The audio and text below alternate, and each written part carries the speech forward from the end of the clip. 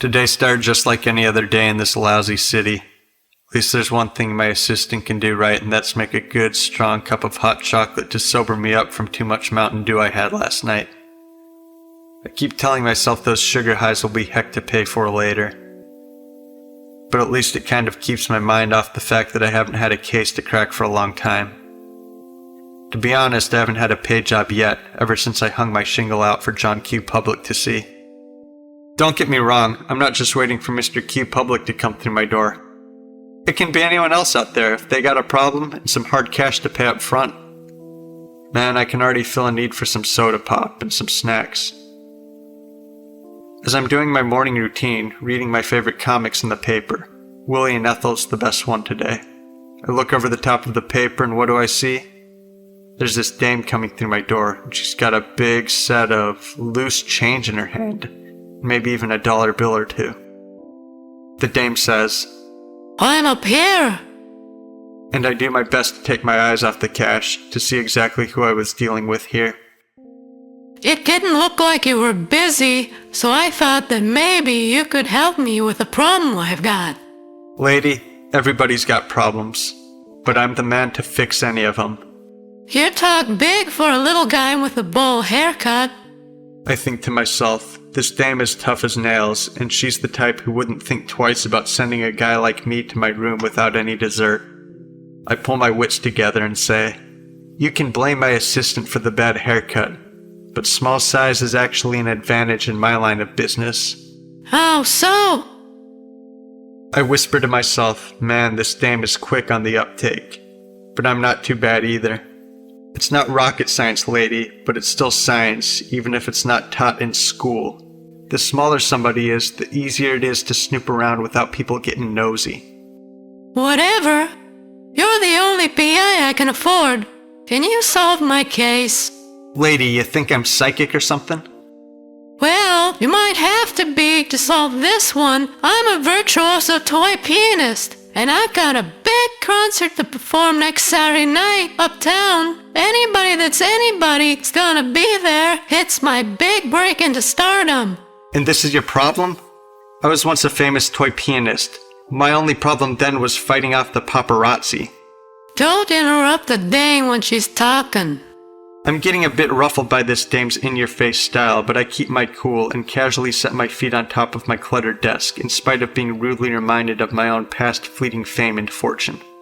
Go on, I muttered. The problem is that somebody stole my toy piano. A stolen toy piano, eh? My mind races quickly through the list of usual suspects, but I come up with zilch. Toy pianos are kind of small. Are you sure that you didn't just misplace it somewhere at home, maybe behind a sofa or in a toy box or something?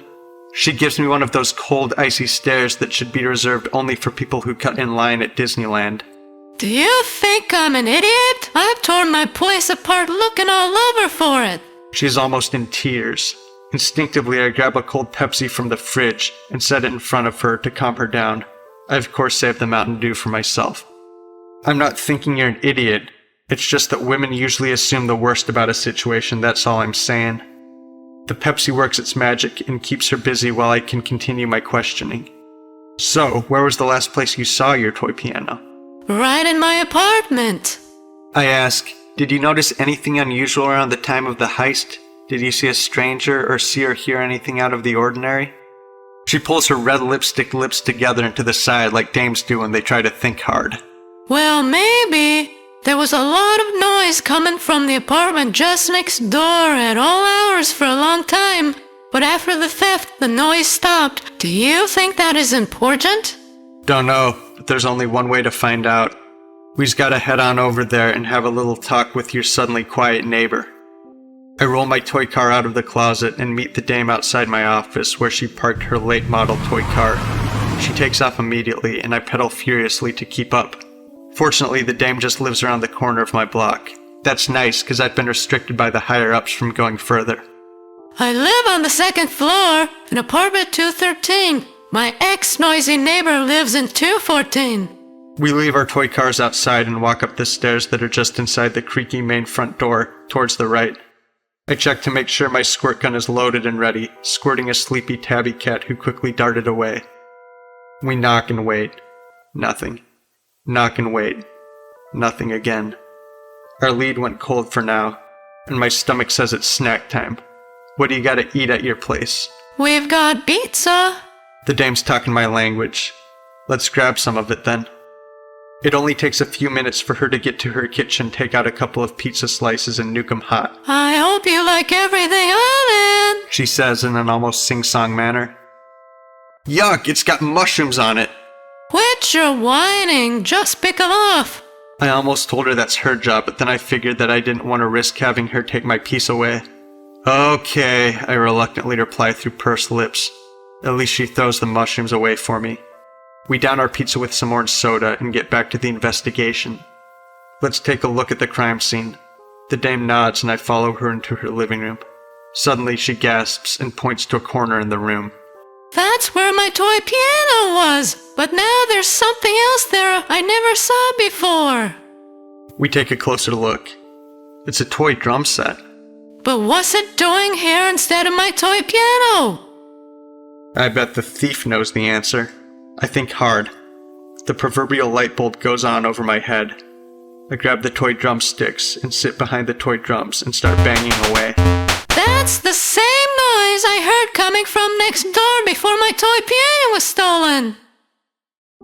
Just as I thought. We've got to get into apartment 214 pronto. I think harder. We need to trick your neighbor into answering the door so we can take a peek inside. Do you know who lives there? He goes by something like DJ Doughy or Doughboy. Yeah, DJ Doughboy. Looking outside, I see the mail carrier had just come by and Doughboy's mail was still downstairs. We took the liberty of going through it, looking for anything useful. A return to sender letter due to insufficient postage. Doughboy tried to enter a song remix contest, but obviously he never got in. The light bulb over my head once again shone brightly. We head back upstairs, and once again I stand in front of door 214. With my best professional radio voice I could muster, I said through the door, "Greetings from Hollywood, DJ Doughboy. The judges from the Humming Blue Guys Song Remix Contest are proud to announce that you are the grand place winner. Come see all the wonderful prizes you got." An instant later, the dame and I nearly got trampled by Doughboy as he frantically searched around us for the prizes. During the chaos, the dame and I ran into his apartment. It only took us a few minutes to scope out the dump. It was full of sippy cups and empty Happy Meal containers. His computer was on, running a copy of Sony Acid Express, which apparently was used to create his remix contest entry. I chuckled, knowing that people like him had no idea how to play real instruments, but only how to copy and paste sounds made by others. Wait a minute. There's no judges here from the contest. What's going on? What are you doing in my apartment? Okay, where's the merchandise? We know you swiped it. What are you talking about? I don't know nothing about no toy piano. Ha! Nobody said anything about toy pianos. You're busted. It's handy how criminals are so stupid, especially if they're DJs. I don't have it. I didn't steal it. Well, you better spill your guts, because otherwise we'll give you to the authorities.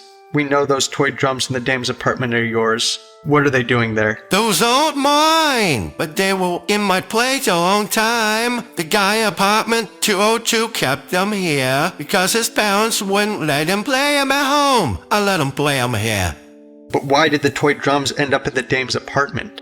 The guy in apartment 202 got tired of playing his toy drums, and when he heard the dame playing the toy piano next door, he decided that he wanted it for himself. He thought that it would be a fair trade to give her the toy drums for the toy piano. This guy in apartment 202 sounds more and more familiar to me, but I just can't quite picture who it might be. Then the answer hit me like lightning. It was Toby! And I knew exactly what had to be done.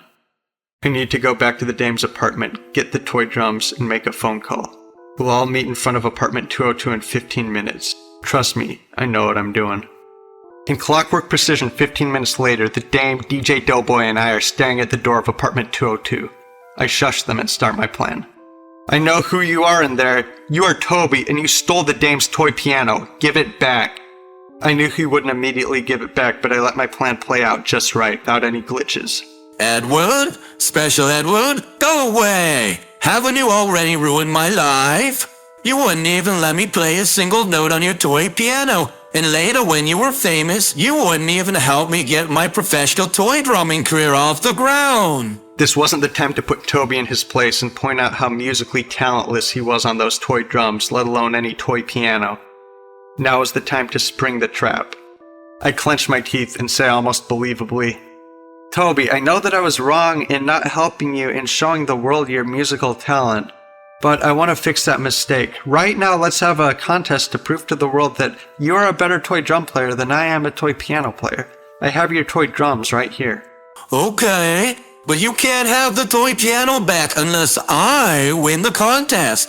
You and the dame can't be judges. So who are the judges? That won't be a problem. Just wait a few more seconds. Right on time, into the hall walked the former Prime Minister of France, Jacques Chirac, along with his adopted son, DJ Monkey. Or were they married? I wish I understood the French language better. Bonjour. Hi, Mr. Chirac and DJ Monkey. I'm glad you just happened to be in town today. By this time, Toby opened his door and brought out the stolen toy piano. I suddenly feel terrible because I must now hide my true musical talent long enough for Toby to win the contest. We begin playing. Toby goes first, allowing him to play on his toy drums. He plays terribly. I go next, using the stolen toy piano. I somehow find a way to play even worse, and it's killing me to pretend I'm so bad. Now for the final round, winner takes all. Toby plays again, and I begin to feel quite nauseous from his hideous playing. I can't take it any longer, and I prematurely end the charade. But at least the proverbial clouds opened up, and beautiful sounds from heaven emerged from the toy piano, flowing down to grace the ears of the mere mortals around me. Mr. Chirac, DJ Monkey, and the dame show horror in their faces.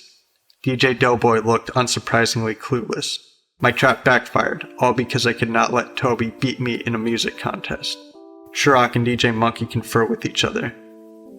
Chirac gives the final tally. Onze winner es, homme. Spécial et var. Zoried, vi couldn't lie. Now what? I won the contest but failed to get the toy piano back to the dame. I never before felt bad about being a winner. But then Toby had a very surprising thing to say. You know, Edward, I really appreciated you letting me play in front of Mr. Chirac and DJ Monkey. It was a good contest, and you beat me fair and square. When I played, I realized that I really missed my toy drums. I want them back, and I'll give the dame back her toy piano for 'em. So it was a picture-perfect ending to my first private eye case. On top of that, I won the music contest, once again showing the world that I was the best toy piano player ever.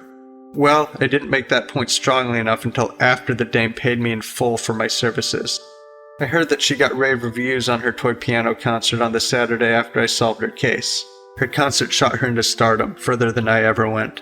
She didn't make it to France like I did as yet, but then again it's only downhill once you reach the top. Well now, back to waiting for my next client.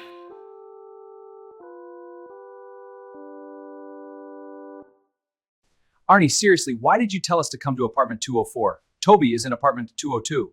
Yeah, Arnie, can't you see the number on the door is 204, not 202? Oh, come on, man. This is pretty funny.